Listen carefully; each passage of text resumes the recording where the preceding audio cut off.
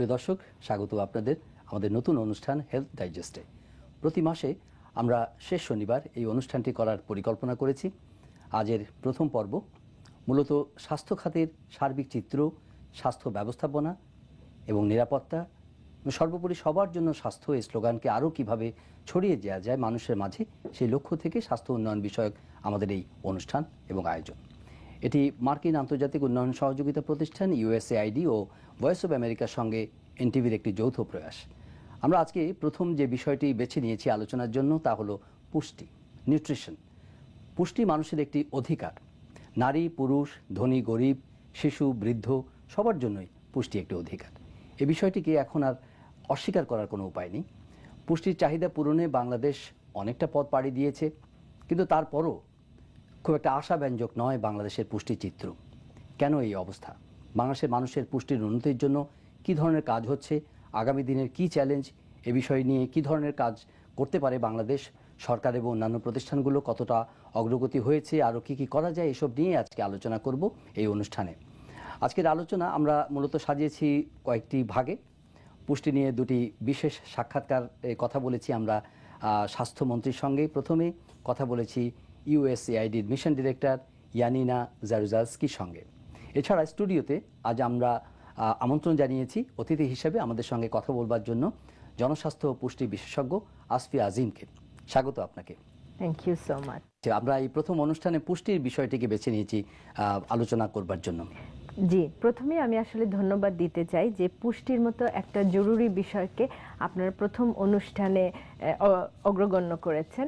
আসলে সবসময় হেলথ নিয়ে কথা বলতে গেলেই যেটা হয় যে মায়ের স্বাস্থ্য, শিশুর স্বাস্থ্য, এগুলো এতদিন পর্যন্ত কিন্তু এগুলো সামনে আসতো, পুষ্টি নিয়ে আমরা খুব একটা কথা বলিনি।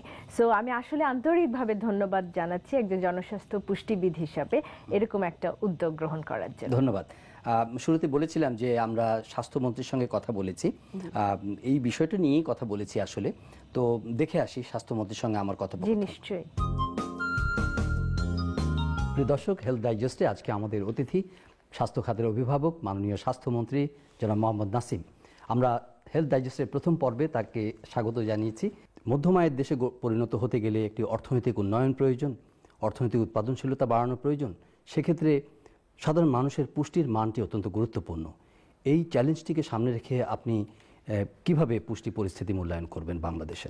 আপনাকে আন্তরিক ধন্যবাদ, এনটিভিকেও ধন্যবাদ এই ধরনের একটি কর্মসূচি গ্রহণ করার জন্য। কারণ সমগ্র জাতির জন্যে একটি স্বাস্থ্যকর, পুষ্টি সমৃদ্ধ সমাজ প্রয়োজন। যে কোনো উন্নয়নশীল দেশের জন্যে স্বাস্থ্যসেবা যেমন অত্যন্ত গুরুত্বপূর্ণ বিষয়, তার সঙ্গে সংশ্লিষ্ট হচ্ছে পুষ্টি, বিশেষত শিশু এবং নারীদের জন্য পুষ্টির বিষয়টি অত্যন্ত গুরুত্বপূর্ণ। যে কারণে আমাদের স্বাস্থ্য মন্ত্রণালয় থেকে একটি গুরুত্বপূর্ণ আমাদের কার্যক্রমে আছে এবং যেটি WHO নির্দেশনা অনুযায়ী আমরা কাজ করে থাকি। মাদের পুষ্টির ব্যাপারটি আমরা অত্যন্ত গুরুত্ব দিয়ে কাজ করে যাচ্ছি এবং আমাদের একটি কার্যক্রম আছে যেটি হচ্ছে আমাদের একটি পুষ্টি বিভাগ আছে যেখানে আমরা নিয়মিত পুষ্টি বৃদ্ধি করার জন্য খাবারের বিষয়টি এবং একটি সুস্থ জাতির জন্য ভেজাল মুক্ত আপনার খাদ্য অভ্যাস তৈরি করা, খাদ্য বিষয়টি পরীক্ষা নিরীক্ষার মাধ্যমে জনগণের কাছে নিয়ে যাওয়ার ব্যাপারটি আমরা অত্যন্ত গুরুত্ব দিয়ে থাকি। আমাদের দেশে কিন্তু অনেক ধরনের খাবার আছে যেগুলো আমাদের পুষ্টি বৃদ্ধি করতে পারে। আমাদের দেশের যে ফলমূল আছে, আমাদের দেশের যে শাকসবজি আছে, আমাদের দেশের দেশীয় যে পুষ্টিমান সম্পন্ন খাবার আছে, এগুলো কিন্তু যদি মানুষ ব্যবহার করতে অভ্যস্ত হয় তাহলে কিন্তু আমাদের পুষ্টির ব্যাপারে কোনো অসুবিধা হওয়ার কথা নয়। তাহলে মূল চ্যালেঞ্জটা কোথায়? মানুষ এই পুষ্টির মান বৃদ্ধি করার ক্ষেত্রে সীমাবদ্ধতা কোন জায়গায়? এখানে আমাদের এই খাদ্যের নিরাপত্তা যে বেষ্টনী, এটা গড়ে তুলতে হবে আমাদের, আর উৎপাদনশীলতা আমাদের বাড়াতে হবে। এবং আমরা যে শুধুমাত্র ভাতের উপর নির্ভর করে থাকি, আমরা অনেক সময় আপনার যে ভাত অভ্যাস আমাদের বেশি আছে, কিন্তু আমরা যদি এর সঙ্গে যদি আমরা শাকসবজি খাবার খাই, আমরা যদি আমাদের দুগ্ধজাত দ্রব্য যদি ব্যবহার করতে পারি, খাবার খেতে পারি, আমাদের এই বিষয়টি অত্যন্ত গুরুত্বের সঙ্গে আমরা খাদ্য এবং পুষ্টি নিরাপত্তা যদি বিধান করতে হয়, আমাদের কিন্তু প্রয়োজনীয় আইনও আছে, কিন্তু আইনের প্রয়োগটা নেই। মায়েরা শিশুকে দুধ দিতে চায় না একটা সমাজ, আমাদের সময় একটা সমাজ ছিল আমাদের দেশে, যে মায়েরা সবসময় তার সদ্যজাত শিশুকে কিন্তু একটা সময় পর্যন্ত আপনার বুকের দুধ খাওয়াতো। এর চেয়ে পুষ্টি সমৃদ্ধ কিন্তু খাবার কিছু হতে পারে না সন্তানের জন্য, শিশুর জন্য, তাই না? কিন্তু আমাদের অভ্যাস হয়ে গেছে, আমাদের আধুনিকতার ছোঁয়ায় একটা অভ্যাস হয়ে গেছে, আমাদের মারা কিন্তু অনেক সময় দেখা যাবে যে তার সদ্যজাত শিশু সন্তানকে আর বুকের দুধ দিচ্ছে না, তার ফলে সে কিন্তু পুষ্টি থেকে বেরিয়ে আসছে। তো আপনার মায়ের দুধ যে পুষ্টি, এটা তো আপনার অন্য কোনো উপাদান থেকে পাবেন না। এটার ব্যাপারে একটা ব্যাপক প্রচারণা আমরা চালিয়েছি এবং এই ব্যাপারটি আমরা উৎসাহিত করতে চাই। মিলেনিয়াম ডেভেলপমেন্ট গোলসের অন্যান্য লক্ষ্য অর্জনের ক্ষেত্রে অগ্রগতি অর্জন করেছে, কিন্তু পুষ্টির মান অর্জনের ক্ষেত্রে বাংলাদেশ যথেষ্ট লক্ষণীয় অগ্রগতি অর্জন করতে পারেনি। এই বাস্তবতাকে আপনি কিভাবে দেখেন? এইদিকে লক্ষ্য রেখে আমরা কতগুলো পদক্ষেপ সরকার নিয়েছে, আপনি জানেন। এর মধ্যে যেমন তাকে সবসময় বলা হচ্ছে যে এই সময়, এই মাতৃকালীন সময়, প্রসবকালীন মাতৃকালীন সময় আপনাকে এই খাবারগুলো গ্রহণ করতে হবে এবং শিশুর জন্য আপনার অবশ্যই মিনিমাম 6 মাস আপনাকে বুকের দুধ দেওয়ার ব্যবস্থা করতে হবে। এই কথাটি আমরা উৎসাহী করছি এবং এই উৎসাহ করছি বেশি করে আমাদের ধরেন গ্রাম অঞ্চলের যে মানুষগুলো আছে বা আমাদের সাধারণ মানুষের মধ্যে। তারা কি পর্যন্ত শুনছে না কথাটা, নাকি তারা বুঝতে পারছে না? আমি কিন্তু বলতে চাই, আমাদের দেশে কিন্তু মা অনেক সময় অনীহা প্রকাশ করে, তার দারিদ্র্যের কারণে হয়, যে কোনোভাবে অস্বীকারের কারণে প্রকাশ করে। কিন্তু এখন কিন্তু এটা মোটামুটি একটা প্রচারণা এসে গেছে যে আপনার ওই মায়ের দুধ খাওয়ার ব্যাপারটি যে এখন একটি নিরাপদ মাতৃত্বের জন্য, পুষ্টিকর সন্তানের জন্য প্রয়োজনীয় এসে গেছে। এই যে বিভিন্ন ধরনের বাণিজ্যিকভাবে বিভিন্ন এই কৌটার দুধের ব্যাপারে যেই করা হচ্ছে, এটাকে নিষেধাজ্ঞা আছে এবং অনেক ক্ষেত্রে নিরুৎসাহী করা হচ্ছে। এই আপনি দেখবেন যে এই বিজ্ঞাপনগুলো এখন কমে যাচ্ছে। তৃতীয় বিশ্বের দেশগুলোতে সবচেয়ে বেশি শিশু অপুষ্টি, সেখানে বাংলাদেশের চিত্রটা একটু নেতিবাচক এবং এর জন্য ধরেন শিশুদের গ্রোথ, তাদের খর্বাকৃতির স্টান্টিং প্রবলেমটা বাংলাদেশে অনেক বেশি গ্রেভ, অ্যালার্মিং বলা হচ্ছে, গ্রোয়িং বলা হচ্ছে। এই ব্যাপারে আপনার কি বক্তব্য? এখানে আমাদের দারিদ্রতাও কিন্তু একটা কাজ করছে। বলে দারিদ্র একটা বড় বাধা। আপনি জানেন যে আমাদের দেশে বিপুল জনগোষ্ঠী দারিদ্রতার সীমার নিচে বাস করে, তাই না? আপনার যে মায়ের জন্য, যে শিশুর জন্য আমার পুষ্টিকর খাবার দরকার, সেটা অনেক সংগ্রহ করতে পারছে না অনেক সময়। এক্ষেত্রে হয়তো সরকার যতটুকু পারে তাকে সাহায্য করার চেষ্টা করছে, কিন্তু এটা তো দারিদ্রের বড় বাধা আমাদের জন্য। সেই জন্য এই জিনিসটা সমান্তরালভাবে চিন্তা করতে হবে আমাদের। দারিদ্র সীমা নিচে যত কমে যাবে তত বেশি কিন্তু আমার মা, আমার সন্তানের জন্য সে তার পুষ্টিকর। কিন্তু দারিদ্র কিন্তু কমছে, খুব রিমার্কেবলি দারিদ্র কমছে। সঙ্গে সঙ্গে এই সচেতনতা বৃদ্ধি করার চেষ্টা করছি আমরা।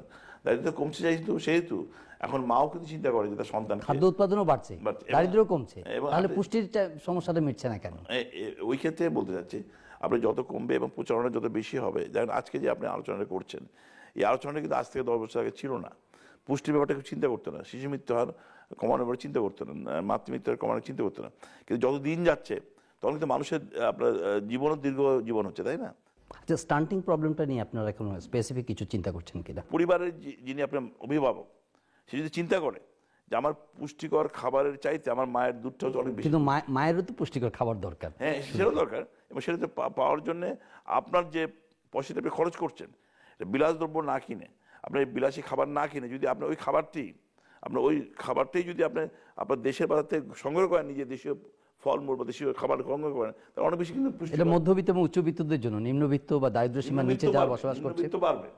আজকে ফাস্ট ফুডের জন্য যে প্রতিযোগিতা দেখি আমি মানুষের মধ্যে, আমাদের সমাজের মধ্যে, বিদেশি খাবারের জন্য যে প্রতিযোগিতা দেখি, আপনাকে তার চেয়ে অনেক কম পয়সা কিন্তু আপনি আপনার মায়ের জন্য, আপনার পরিবারের জন্য কিনতে পারবেন। মাননীয় স্বাস্থ্যমন্ত্রী, এই পর্বে আপনাকে অনেক ধন্যবাদ কথা বলবার জন্য, অনেক ধন্যবাদ।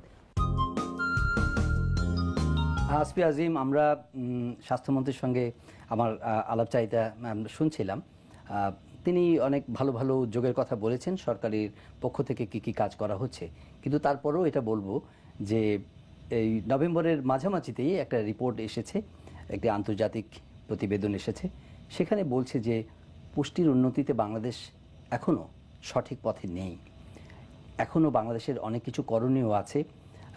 আমাদের অর্জনের মধ্যে আছে, তারা বলছে যে 2.7% হারে আমাদের খর্বতা কমছে, কিন্তু আসলে আমাদের 2025 সাল নাগাদ কমাতে হবে 3.3% হারে। আমাদের 0.6% হারে নারীর রক্ত স্বল্পতা কমছে, কিন্তু এটা আমাদের কমাতে হবে 5.2%। কিন্তু মাননীয় স্বাস্থ্যমন্ত্রী বলেছেন তাদের উদ্যোগের কথা, তারপরও বাংলাদেশ কেন এই পুষ্টির হার বাড়াতে পারছে না? লক্ষণীয়ভাবে? যেটা উনি বলেছেন এটা সত্যি যে পুষ্টিতে আসলেই কাজ হচ্ছে এখন আগের তুলনায় অনেক বেশি, বিশেষ করে গত 2-3 বছরে Bangladesh government national nutrition services নামে একটা প্রকল্প ওনারা চালু করেছে, যেখান থেকে আসলে পুষ্টিকে খুব বেশি এমফাসিস দেওয়া হচ্ছে। কিন্তু আপনার যে প্রশ্নটা, যে প্রতিবেদনে যেটা এসছে সেটাও কিন্তু খুবই সত্যি কথা, যে এখন পর্যন্ত কিন্তু নিউট্রিশনে আমরা আশানুরূপ ফল পাইনি। স্টান্টিং, সেটার মানে হচ্ছে যে বয়স অনুপাতে একটা শিশুর যতটুকু লম্বা বা উচ্চতা হওয়া উচিত তার থেকে যদি সে কম উচ্চতা তার থাকে, যেমন 2 বছরের একটা বাচ্চার যতটুকু উচ্চতা হওয়ার কথা, স্টান্টিং হলো তার থেকে সে অনেক কম উচ্চতা নিয়ে থাকবে। বাংলাদেশে যেটা আমাদের ডেমোগ্রাফিক হেলথ সার্ভে যেটা বের হয়েছিল 2011-এ, সেখানে দেখা গেছে যে 41% বাচ্চা কিন্তু স্টান্টেড। আর কিছুদিন খুবই আগে উদ্বেগজনক চিত্র। খুবই উদ্বেগজনক। এটা কেন? এমডিজির যে প্রথম যে লক্ষ্যটা, হ্যাঁ, যে সেখানে একটা আছে যে আন্ডারওয়েট কমাতে, আন্ডারওয়েটকে ইমপ্রুভ করতে হবে, ইমপ্রুভিং আন্ডারওয়েট। আচ্ছা, সেটাই ছিল কিন্তু ওয়ান অফ দ্য সূচক, একটা সূচক, ইন্ডিকেটর। জি। কিন্তু বাংলাদেশের মতো দেশ যেখানে আসলে স্টান্টিং একটা অনেক বড় সমস্যা, এটা হচ্ছে দীর্ঘমেয়াদী অপুষ্টির ফল, হ্যাঁ, সেখানে এই আন্ডারওয়েটের যে সূচকটা, এটা কিন্তু এখানে কাজ করে না। আমাদের ক্ষেত্রে সূচকটা নেওয়া উচিত ছিল স্টান্টিং এর, আন্ডারওয়েট না নিয়ে যদি স্টান্টিং নেওয়া যেত তাহলে হতো কি অনেক আগেই আমরা জানতে পারতাম, এই উদ্যোগটা আমরা অনেক আগেই নিতাম এবং এত বছর ধরে কাজ করে আসতাম। আচ্ছা, আমরা এই পর্বে কথা বলেছি ইউএসএআইডির মিশন ডিরেক্টর ইয়ানিনা জারুজালস্কির সঙ্গে, তার অফিসে কথা বলেছিলাম। তিনিও এই তাদের ইউএসএআইডির পক্ষ থেকে কী ধরনের কর্মসূচি নেওয়া হচ্ছে এবং তারা কিভাবে এই চ্যালেঞ্জটাকে দেখছেন, কিভাবে মোকাবেলা করা উচিত বলে তারা মনে করেন, সে বিষয়টা একটু দেখে আসি, তার সঙ্গে কথা, তারপরে আপনার সঙ্গে আলাপ করব। I welcome Yanina Zaruzalski. Thank you so much. Thank you. Please share some of your thoughts about the nutrition state in Bangladesh. Well, I think nutrition is actually one of the most important issues facing Bangladesh right now, and it's a mixed picture. There's some good news, some bad news, or at least not so good. The good news is that Bangladesh has made a lot of progress over the last 30-40 years in the area of nutrition. There was a time not that long ago within living memory when many people suffered from starvation and famine in Bangladesh, and people even died of hunger. And fortunately, that kind of situation isn't happening now. Through the efforts of the donors in partnership with the government of Bangladesh and a lot of civil society organizations, now the situation with food and the people of Bangladesh is much more secure. That even though a lot of arable agricultural land has been lost, still rice production has greatly increased, and most people are not starving to death. They're not facing that. However, here's the less good news, is that certainly at least from the 90s forward, while we've seen a general gradual improvement in the issues of malnutrition and undernutrition, those indicators have not improved as rapidly or as dramatically or as effectively as some other areas that Bangladesh works on, like maternal mortality or rice production or child mortality. And that in fact, the stunting number, which is the number that's most important, it's a key indicator of malnutrition or undernutrition, has been very stubborn, and it's very large. Currently, the stunting level in Bangladesh is 41% for all children under 5. Oh, that's very alarming. It's hugely alarming. It's hugely alarming because stunting means not just a short-term malnutrition, it means chronic, long-term deprivation of nutrients. The expert information is that Bangladesh is losing $1 billion a year. That's about 7,000 crore every single year, just in lost productivity based on this, and even more in terms of health cost loss. So the effects of stunting are very, very severe, and they're very long-term. And I think what's particularly important to emphasize, because oftentimes people think, well, that's a poverty issue, and we just give some money to the poorest people. But that's not true, because what we also know about stunting is that even in the richest 20% by income, the richest 20% by income, 26% of all children under 5 are stunted. 1 out of every 4 in the richest quintile are stunted, which should never be the case. And that is an indication that more is involved than just poverty alone. Tell us something about the different approaches USAID takes to improve the Bangladesh's nutrition status. Well, we're doing a lot of different things. Stunting and malnutrition are a central concern for us, and there's something that is a concern for many different offices of our mission. So we deal with it in our food security and agriculture programs. We deal with it in our health programs. We deal with it in many different aspects of our portfolio. And so one thing we do is try to emphasize education, particularly for young women and pregnant mothers, because the most important time for nutrition is actually what we call the first 1,000 days. And when we say first 1,000 days, we don't mean the first 1,000 days after birth. We mean the 1,000 days from conception. Okay. So it's basically from the entire period of pregnancy and the first 2 years of life. And those are the single most important period for the nutrition of a child.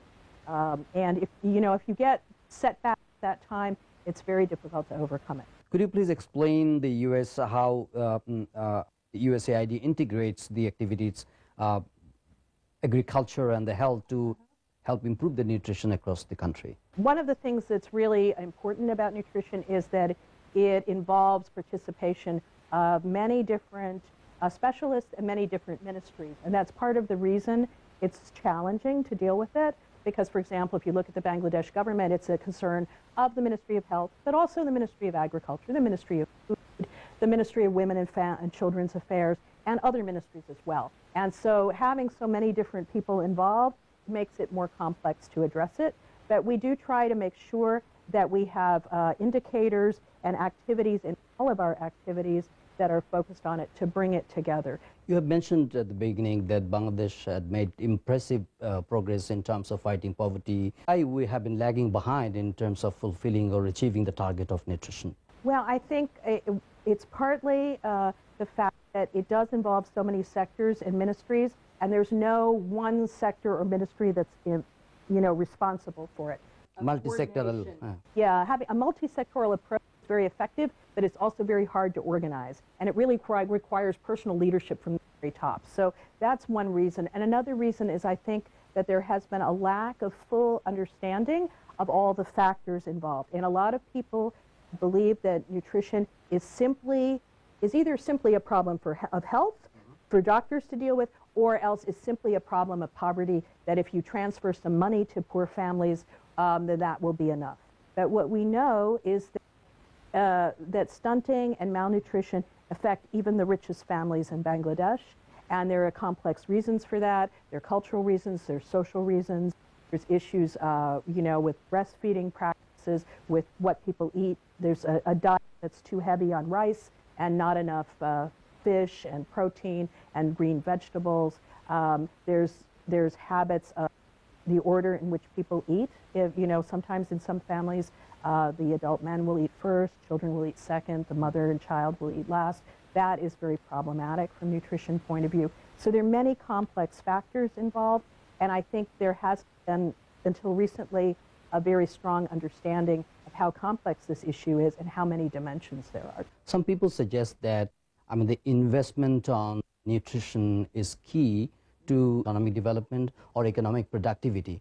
Well, first off, I agree 100% that nutrition is absolutely critical for economic development, and these things are very closely linked. And sometimes people think of nutrition as an individual health issue, but it's much more than that. It is a social and economic development issue. And it is a fact that scientists have really quite calculated that Bangladesh and countries like Bangladesh lose about $1 billion every year in lost productivity because of the harm that is caused by undernutrition. There's also been very interesting studies in very respected journals like The Lancet that show that for every 10% increase in the stunting level. In country, they looked at 79 different countries. For every increase of 10% in the stunting level, the rate of primary school completion decreased by almost 8%. So, so this is tremendously important in terms of the skills and ability, the educational achievement, and eventually the economic productivity of a nation. And I think there's a consensus, and in fact it was shown in the common narrative for nutrition that USAID and the UN agencies and the World Bank all agreed upon earlier this year that probably the single most important thing that Bangladesh could do for its people and their economic future is to address the nutrition and stunting problem. Thank you very much, Mission Director, joining me on Health Digest. Thank you, Zahir. ইয়ানিনা জারজাসকির সঙ্গে কথা বলছিলাম। তিনি এই অপুষ্টির কারণে বাংলাদেশের যে huge economic loss যেটা হচ্ছে, প্রোডাক্টিভিটি যেভাবে হ্যাম্পার হচ্ছে, বিশেষ করে আমরা অর্থনৈতিক উন্নয়নের কথা বলি এবং 2021 সালের মধ্যে একটি মধ্যম আয়ের দেশে পরিণত হবার কথা স্বপ্ন দেখি, কিন্তু অর্থনীতির জন্য যেমন বিনিয়োগ দরকার, সে বিনিয়োগের জন্য মানুষকে তো সক্ষম করে গড়ে তুলতে হবে, ওটার উপর উনি এমফাসিস করছিলেন। একটা শিশু আসলে জন্মের আগে থেকেই কিন্তু তার পুষ্টির প্রয়োজন হয়। একটা ইউএসএআইডির একটা বড় ক্যাম্পেইন আছে এবং সেটা বাংলাদেশ গভর্নমেন্টেরও একই কথা, এবং সমস্ত ডেভেলপমেন্ট ওয়ার্কাররা আমরা এখন বলছি 1000 days of windows. That's a windows of opportunities, 1000 days. জি, প্রেগন্যান্সির শুরু থেকে একটা শিশু জন্মের 2 বছর বয়স পর্যন্ত এই যে 1000 দিন, হ্যাঁ, সেই 1000 দিনটাকে যদি আমরা ধরতে পারি তাহলে কিন্তু একটা শিশুর আসলে আমরা অপটিমাম গ্রোথটাকে অ্যাচিভ করার ক্ষেত্রে অনেকটা এগিয়ে যেতে পারবো। তো যে কথাটা বলছিলাম যে স্টান্টিং, আমাদের যেহেতু খর্বতা অনেক বেশি, ফলে এটা কিন্তু একটা বাচ্চাকে শারীরিক এবং মানসিকভাবেও কিন্তু ক্ষতিগ্রস্ত করে তুলছে। ফলে যেটা হচ্ছে যে একটা দেশ উৎপাদনশীল হবে তখনই, একটা দেশ তখনই এগিয়ে যাবে যখন তার জাতিতে পুষ্টিমান শিশু থাকবে, পুষ্টিমান জাতি হিসাবে গড়ে উঠবে, কর্মক্ষম জনগোষ্ঠী থাকবে। বিশ্বের যে রিপোর্টটির কথা আমি বলেছি, যে সম্প্রতি যে রিপোর্টটি এসছে, ওখানে বলা হচ্ছে যে বিশ্বের প্রতিটি দেশে অপুষ্টি সমস্যা এটা আছেই, বিশেষ করে ডেভেলপিং নেশনসগুলোতে তো অনেক বেশি, আমাদের মতো তৃতীয় বিশ্বের দেশগুলোতে অনেক বেশি। পৃথিবীর 200 থেকে 300 কোটি মানুষ বিভিন্ন ধরনের অপুষ্টির শিকার, এবং তাদের এই নানা ধরনের, বিশেষ করে খর্বতার বিষয়টি আপনি উল্লেখ করেছেন, কৃষ বা কম ওজনের, কেউ স্থূল, আবার কেউ মানে অপুষ্টির মানে পুষ্টি উপাদানের ঘাটতির কারণে নানা ধরনের জটিল রোগ ব্যাধিতে আক্রান্ত হচ্ছে। তো এই বিষয়গুলো তো আছে, এবং বাংলাদেশে এটা সারা বিশ্বের মধ্যে আমরা যতটাই আত্মশ্লাঘা আমাদের থাকুক না কেন, পুষ্টিতে আমরা খুব ভালো করতে পেরেছি এটা কিন্তু নয়। যদিও মানে সাধারণ মানুষের মধ্যে সচেতনতা বাড়ছে ক্রমশ। তো মাঠ পর্যায়ে আমরা সারা দেশে আমাদের সহকর্মীদের বলেছিলাম যে কিছু তাদের মতামত নিয়ে আসার জন্য আমরা সেটা সংগ্রহ করেছি। মায়েরা কি ভাবছে পুষ্টি নিয়ে সেটা দেখে আসি, তারপরে কথা বলবো। বাচ্চা কাচ্চার যে অবস্থা, আমাদের এই অবস্থা, পুষ্টির খাবার পাইলে মা খাইলে না ছেলে খাইবে, মেয়ে খাইবে। আমরা যেটা খাই এটাই খাওয়াই, আর ছোটরা বউয়ের দুধ খাওয়াই। আমরা আঙ্গুর আপেল কিনে খাওয়াবার ক্ষমতা নাই, কিন্তু শাক সবজি আমরা টুকা বাচ্চা কাচ্চা দেয়া এক মতন সংসার চালাইতেছি। 3 বেলা আমরা বাচ্চার বাতি, ডিম, দুধ, মাংস আমরা পয়সার অভাবে খাওয়াইতাম পারি না। অপুষ্টি হলে তো অনেক কিছু খাওয়াতে হবে, তো এগুলা কি আমরা পারি? পুষ্টি খাওয়াইলে বাচ্চা লম্বা হবো, বাচ্চা খাটো হবো না। বাচ্চা এনকা 6 মাস এনকা বুকে দুধ খেতেছে। পরিকল্পনা থেকে আভাই সে মনে করেন পুষ্টি সম্বন্ধে জানাইলো, পুষ্টি আপারা শিখাইছে। গরিব মানুষ কিছু পাই না, পুষ্টির ব্যবহারে কোনো শিক্ষা পাই নাই। মনে করুন ইট কলা চাকরি, 5000 টাকা বেতন, খোলা পানের করলে আফার করেছি। খাওয়ার দরকার হয়, শুধু খাওয়াই দরকার, পুষ্টি যে কোনটাতে কি আছে এটা ঠিকই করে খাওয়াই। আসফি আজিম, মায়েদের কথা শুনলাম, মোটামুটি একটা মিশ্র, কিন্তু যেটি বলছিলাম যে যদি আপনি এই ওদের বক্তব্যের উপর ভিত্তি করে এই জিনিসটাকে আমরা মানে বলতে পারি কিনা যে এই 21 শতাব্দীতে আমাদের এর আগের পর্ব যেটা বলছিলাম যে উন্নয়নের একটা প্রধান চ্যালেঞ্জ হিসেবে চিহ্নিত করা হচ্ছে পুষ্টিকে, এটার সঙ্গে আপনি কতটা একমত? আমি সম্পূর্ণভাবে একমত। তার কারণ আসলে বাংলাদেশ, যেটা আপনি শুরুতে বলেছিলেন যে আমরা 2021 এর মধ্যে আমরা মধ্যম আয়ের দেশ হিসেবে এগুতে যাচ্ছি, আমরা সেদিকেই কিন্তু আছি। কিন্তু যখন আমরা কোনো কিছুতে এগুতে যাই তখন কিন্তু বাই প্রোডাক্ট হিসেবে কতগুলো জিনিস আসে। একটা দেশ যখন উন্নতির দিকে যেতে থাকে তখন সেটা সম্ভব হয় না কিন্তু আসলে যতক্ষণ না সে দেশের নারীদের অংশগ্রহণ ছাড়া। কেন 50% অফ দ্য পপুলেশন তো মহিলা। তো মহিলারা যদি কর্মক্ষেত্রে না আসে তাহলে কিন্তু দেশ উন্নতির দিকে তো সেক্ষেত্রে মহিলারা যখন কাজের ক্ষেত্রে আসছে তখন তাদেরকে কি করতে হয়, ট্রেড অফ কি করতে হয় তার সন্তানের যত্নের সাথে। কারণ এখনো পর্যন্ত কিন্তু বাংলাদেশে মতো দেশগুলোতে শিশু দেখভালের দায়িত্ব কিন্তু মায়ের, ততটা বাবার নয়। ফলে যখন মা কর্মক্ষেত্রে যাচ্ছে তাকে ট্রেড অফ করতে হয় শিশু স্বাস্থ্য পুষ্টির সাথে। মা যখন কর্মক্ষেত্রে যাচ্ছে সে বাচ্চাকে বুকের দুধ খাওয়াতে পারছে না, 6 মাসের পর থেকে তাকে যে এক্সট্রা খাওয়া, বাড়তি যে খাওয়াগুলো, নিউট্রিশাস ফুড, যত্ন, সেটাতে কিন্তু অভাব পড়ে।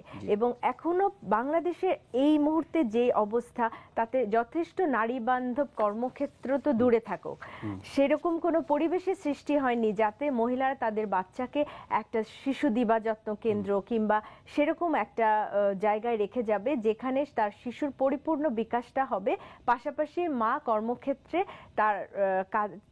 তার অংশগ্রহণের মাধ্যমে উন্নতির দিকে যাবে। আমরা আরেকটা বিরতিতে যাব, কিন্তু আমরা মানে আপনার স্কুল শিশুরা বাংলাদেশে পুষ্টির কারণে বা তাদের পর্যাপ্ত কি বলে যে নিয়মিত খাবার না পাওয়ার কারণে কিভাবে বাচ্চারা স্কুলে যাওয়া থেকে নিরুৎসাহিত হয়ে পড়ছে সেটা নিয়ে আমাদের একজন সহকর্মীকে আমরা সুনামগঞ্জের দুর্গম হাওড় এলাকায় পাঠিয়েছিলাম ও চিত্রটা তুলে আনবার জন্য। দেখে আসি যে মানে পুষ্টির অভাবের কারণে বাচ্চারা স্কুলে যাওয়া থেকে কিভাবে নিরুৎসাহিত হচ্ছে। একটু দেখে আসবো রিপোর্টটি। সিলেটের একটি দুর্গম এলাকার নাম বিছানাকান্দি। সেখানকার সরকারি প্রাথমিক বিদ্যালয়ের একজন ছাত্র মিজান। সে যেই সময়ে নৌকা চালাচ্ছে ঠিক ওই সময়ে তার স্কুলে ক্লাস চলছে। স্কুলে যাও? আজকে যাওনি কেন? মজা লাগে না। মজা লাগে না? জি না। কেন মজা লাগে না? কেন মিজানের স্কুল ভালো লাগে না সেটা জানতে গিয়ে বোঝা গেল এখানকার শিক্ষার্থীদের নিয়ে বেশ বিপাকে আছেন শিক্ষকরা। না খেয়ে আসে বা যদি খাওয়ার কথা জিজ্ঞাসা করে তাইলে হয়তো বা মানে ওই পর্যাপ্ত পরিমাণ খাওয়া দাওয়া হয় না ওদের জিজ্ঞাসা করলে, এবং ওই না খাওয়ার কারণেই এরা ক্লাসে অত মনোযোগী থাকে না।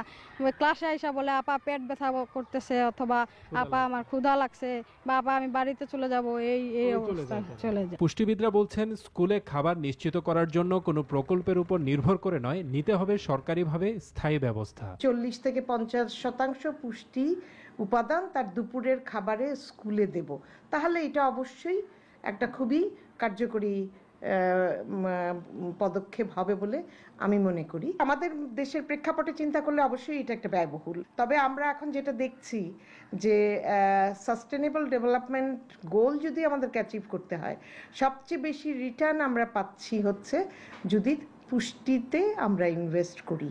এটাকে সবচেয়ে বড় ইনভেস্টমেন্ট বলছেন এখানকার যারা বক্তব্য রেখেছেন বা কমেন্টস দিয়েছেন। আসফি আজিম, আমরা যে দুর্গম অঞ্চলের স্কুল ফিডিংয়ের কথা বলছিলাম, যদিও স্কুল বাচ্চাদের চেয়েও ছোট বাচ্চাদের নিউট্রিশনের উপরেই বেশি গুরুত্ব দেওয়া দরকার, এবং স্কুল বাচ্চাদেরকে দিলে সেটা ভালো, কিন্তু আসলে মনোযোগটা আরও আগে থেকেই দেওয়া উচিত। আপনি কি মনে করেন? আমি এটাই মনে করি, কারণ স্কুল ফিডিংয়ের অবজেক্টিভ যেটা আমরা টেলিভিশনে যেটা দেখলাম সেটার একটা অবজেক্টিভ হতে পারে যে বাচ্চার ক্ষুধাটাকে নিবৃত্ত করা এবং বাচ্চার স্কুল রিটেনশনটাকে কমানো। যদি সে কারণে হয় তাহলে ভালো, কিন্তু যেহেতু আমাদের রিসোর্স খুব কম, ফলে আমাদেরকে প্রায়োরিটাইজ করতে হবে যে আমরা কোন গ্রুপে শিশুদেরকে বেশি এমফাসিস দিব। তো সেই হিসাবে বাংলাদেশের রিটার্নটা বেশি আসবে যদি আমরা আন্ডার 2 বাচ্চাদেরকে করি স্কুলের থেকে। আচ্ছা, আমরা ওই মায়েদের কথা শুনেছিলাম, কিছু চিকিৎসকের স্থানীয় পর্যায়ে প্রথমে কিছু চিকিৎসকের কথাই শুনে আসি যারা মাঠ পর্যায়ে কাজ করছেন, তাদের অভিজ্ঞতা কি পুষ্টির বিষয়ে একটু শুনে আসি। 20-25 বছর আগে যেরকম ছিল এখন তা নাই, এবং স্বাস্থ্যকর্মীরাও বাড়ি বাড়িতে যায় এবং টেলিভিশন রেডিও তারা শুনে দেখে, যার জন্য ওই সমস্ত জিনিস থেকে তারা জানতে পারে পুষ্টিহীনতা কি এবং কিভাবে একটা খাদ্যকে প্রসেস করলে পুষ্টি থাকে। আমাদের উপজেলা স্বাস্থ্য কমপ্লেক্সে প্রতিদিন এভারেজে 80 থেকে 100 জন বাচ্চা আসতেছে আন্ডার 5 ইয়ার্স। তাদের মধ্যে আনুমানিক 8 থেকে 10 জন আমরা পাচ্ছি যে মানে নিউট্রিশনে আন্ডার নিউট্রিশনে ভুগতেছে। প্রতিদিন প্রায় 80 থেকে 90 বা 100-এর মতো হয় অনেকদিন ওই রোগী হয়। তার মধ্যে পুষ্টিহীনতায় কমসে কম 10-12 জন তো প্রতিদিন পাওয়াই যায়। আমরা এই উপজেলায় দেখেছি যে পুষ্টি জ্ঞান সম্পর্কে এখানকার অধিকাংশ রোগীরাই অজ্ঞাত, এর মধ্যে নারীরাই প্রধান। এখানে সবচেয়ে বড় সমস্যা হচ্ছে যে অনেক অশিক্ষা এবং সাথে তাদের যে দারিদ্র্যের যে হারটা, যে দারিদ্র্যটা, এবং কারণ দেখা যায় আমরা অপুষ্টিতে ভুগে মানে ম্যাক্সিমামই যারা দেখা যায় যেগুলো হচ্ছে মহিলারা। চিকিৎসকদের কথা শুনছিলাম, তো চিকিৎসকদের মতামত তো মোটামুটি একই। তারা বলছেন যে যে উপজেলা স্বাস্থ্য কমপ্লেক্সগুলো আছে সেখানে পুষ্টি কর্নার হয়েছে, অনেক রোগী তারা পাচ্ছেন, সেখানে অপুষ্টির শিকার, কিন্তু এটা বিশেষ করে দারিদ্র্যের কারণেই অপুষ্টির শিকার হচ্ছেন বলে তারা উল্লেখ করছেন। কিন্তু আমরা কিন্তু শুরুতে বলেছিলাম যে দারিদ্র্য কিন্তু বাংলাদেশে পর্যায়ক্রমে কমছে, তো দারিদ্র্য যখন কমছে তারপরেও কিন্তু পুষ্টির সংকটটা মিটছে না কেন? পুষ্টিবিদ হিসাবে আমি মনে করি যখন দারিদ্র্য কমার দিকে যায়, একদম দারিদ্র্য কমার পথটাতে যখন দারিদ্র্য কমার পথে যায় এবং যখন খাদ্য নিরাপত্তা বাড়ছে, এখানে আমি একটু বলতে চাই যে খাদ্য নিরাপত্তা কতটুকু বাড়ছে আমি জানি না। বাংলাদেশ চালে স্বয়ংসম্পূর্ণ হয়েছে, কিন্তু চাল তো যে একটা পুষ্টি উপাদান, আরো অনেক ধরনের পুষ্টি উপাদান আছে, তাই না? যেমন আমাদের ব্যালেন্স ডায়েট, সেখানে আমরা কতটুকু হয়েছি? বাংলাদেশ হয়তো ফুড সিকিউরড হয়েছে, কিন্তু নিউট্রিশন সিকিউরড হয়েছে কি, সেটা কিন্তু একটা প্রশ্ন। আচ্ছা, কিছু স্বাস্থ্যকর্মী আছে যারা আরো মাঠ পর্যায়ে কাজ করছে, তাদেরও একটু মতামত শুনে আসি। বেশিরভাগ মহিলা এবং বাচ্চা অপুষ্টিতে ভুগে। তারা জানতো না যে তাদের আশেপাশে যে শাকসবজি আছে এগুলো যে প্রচুর ভিটামিন আছে। এখানে আমাদের জায়গাটা হলো দরিদ্র এলাকা, এখানকার লোক পুষ্টি সম্বন্ধে অতটা সচেতন না।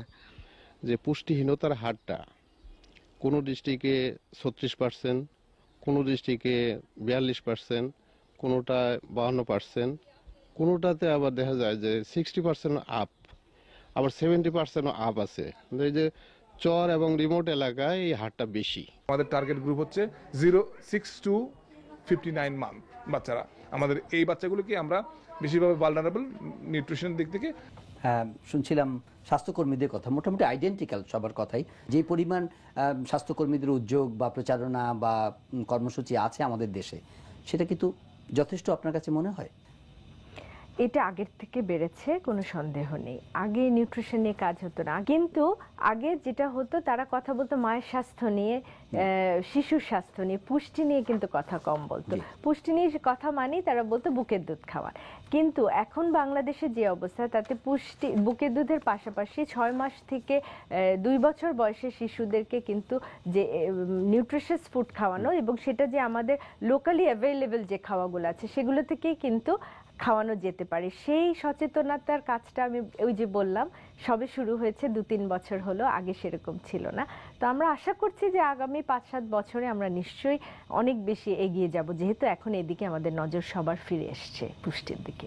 আজিম, অনেক ধন্যবাদ স্টুডিওতে আসবার জন্য এবং কথা বলবার জন্য পুষ্টির চিত্র নিয়ে, এবং কি কাজ হচ্ছে এবং আরো কি করা উচিত সে বিষয়ে আপনার মূল্যবান মতামত দেওয়ার জন্য অনেক ধন্যবাদ। আপনাকে ধন্যবাদ। প্রিয় দর্শক, আমরা অনুষ্ঠান শেষের দিকে, কিন্তু এই হেলথ ডাইজেস্টে যেহেতু আমরা প্রথম শুরু করেছি, প্রথম পর্বটি যাচ্ছে।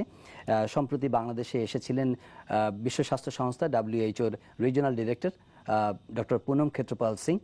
আমি তার সঙ্গে কথা বলেছিলাম বাংলাদেশের স্বাস্থ্য খাতের উন্নয়নে, স্বাস্থ্য ব্যবস্থাপনায়, স্বাস্থ্য মান সম্পর্কে আলাপ করবার জন্য আমরা নতুন যে উদ্যোগটি নিয়েছি সে বিষয়ে তিনি কি ভাবছেন সে বিষয়ে আমার সঙ্গে একটি অনুষ্ঠানে তিনি তার মতামত শেয়ার করেছেন। দেখে আসি তার বক্তব্য। I think media needs to really be playing a very important role as far as health messages are concerned. And I'm happy to know that you will have a program in that connection, because media is a powerful tool. People listen to it and people switch on their TV very often.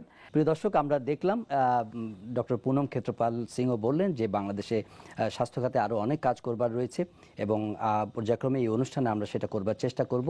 এই health ডাইজেস্টে আমাদের আজকের বিষয়টি আমরা বেছে নিয়েছিলাম পুষ্টি, এ কারণে যে কোনো দেশের অর্থনৈতিক উন্নতি, অগ্রগতি বা মানুষের উৎপাদনশীলতা বাড়ানোর জন্য এটি সবচেয়ে গুরুত্বপূর্ণ একটি বিষয়। সুস্থ সবল মানুষ গড়ে তুলতে হলে সবাইকে একযোগে কাজ করতে হবে। স্বাস্থ্য খাতের একার পক্ষে এই কাজ করা আসলে সম্ভব নয়। তবে আশার কথা যে বাংলাদেশের রাজনৈতিক প্রতিশ্রুতি এবং সদিচ্ছা ক্রমশ বাড়ছে এবং স্বাস্থ্যকর খাবারের মান এবং করণীয় সম্পর্কেও এখন অনেকেই অবহিত হয়েছে বা হচ্ছেন, অনেক জ্ঞানও বাড়ছে। আসফি আজিমও আমাদের সে কথাই বলছিলেন কিছুক্ষণ আগে। আমরা আশা করব অপুষ্টি দূর করার কার্যক্রম বাংলাদেশে আরও সম্প্রসারিত হবে, আরও বাড়বে। অপুষ্টি দূর করার জন্য দাতা, সরকার, আন্তর্জাতিক সংস্থাগুলোর কার্যক্রম আরও জোরদার করার পাশাপাশি অপুষ্টি নিয়ে যারা কাজ করছেন তাদেরও সংগঠিত করার ক্ষেত্রে সংশ্লিষ্টরা উদ্যোগী হবেন, এই আশাবাদ রেখে আজকের অনুষ্ঠান এখানে শেষ করছি। সবাই ভালো থাকবেন এবং আমন্ত্রণ জানাচ্ছি পরের হেলথ ডাইজেস্ট দেখবার জন্য।